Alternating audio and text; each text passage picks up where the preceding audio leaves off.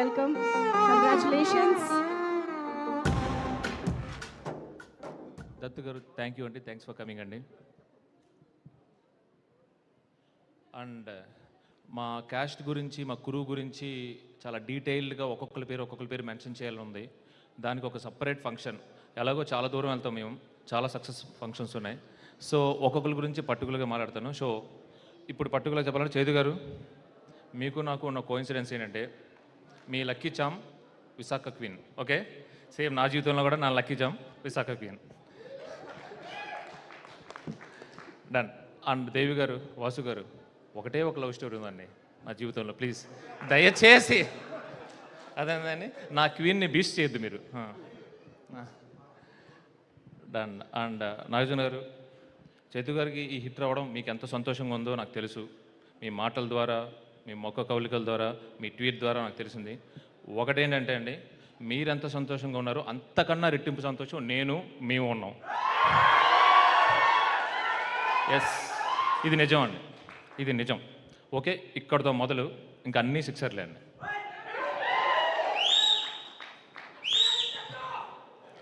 Okay okay, నా flow టక్మని కట్టేయింది అనుకో, మళ్ళీ రాదు. Okay, wait. ఆ తర్వాత నేను ఇందాక చెప్పినట్టు ఈచ్ అండ్ ఎవ్రీ యాక్టర్ గురించి, ఈచ్ అండ్ ఎవ్రీ టెక్నీషియన్ గురించి మాట్లాడతాను. ముందుగా దేవి గారు,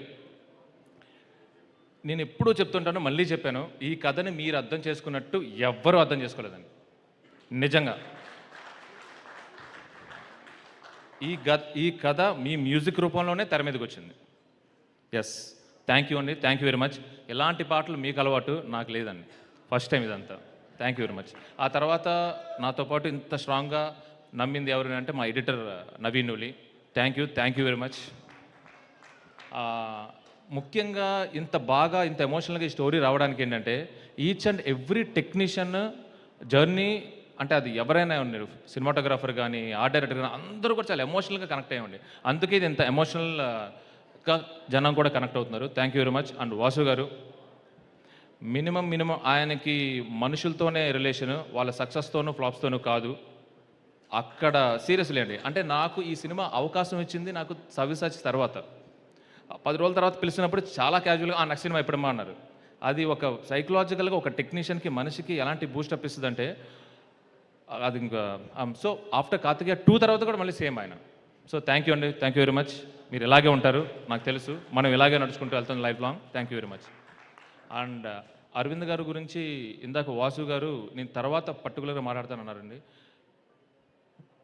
నా లైఫ్లో నేను చాలా విషయాలు మా నాన్నగారిని చూసి ఒక డిసిప్లిన్, ఒక భక్తి, ఇవన్నీ నాకు వచ్చాయండి.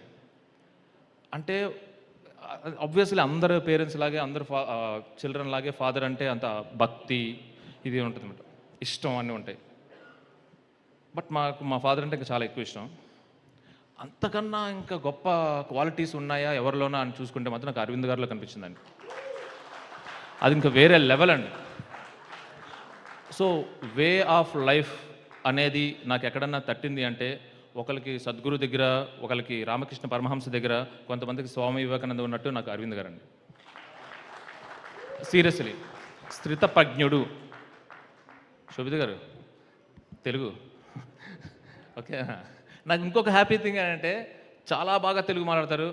హ్యాపీ థింగ్ అంత ఆ తెలుగు యాజ్ ఇట్ ఈస్ మా హీరో కూడా ట్రాన్స్ఫర్ చేసేయండి ప్లీజ్. ఎందుకంటే ఫ్యూచర్లో ఒక గొప్ప హిస్టారికల్ మూవీ చేయబోతున్నాం.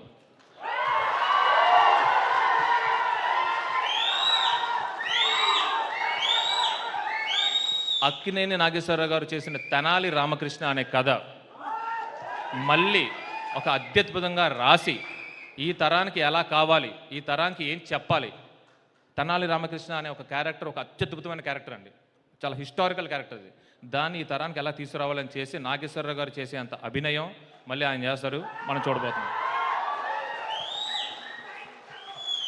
ఫైనల్గా థ్యాంక్ యూ అండి, థ్యాంక్ యూ అరవింద్ గారు. మీరు నాకు చాలా అంటే చాలా విషయాలు చాలా ఎక్కువ, నేను అది మాటల రూపంలో చెప్పలేను, చెప్పుకుంటూ పోతే పొద్దునైపోతుంది. Thank you very much. Thank you so much, Chandamohan Reddy garu, and hearty congratulations once again for this beautiful success. Oka memorable success ni icharu ma andarki kuda. Thank you so much for that. And yes, ante oka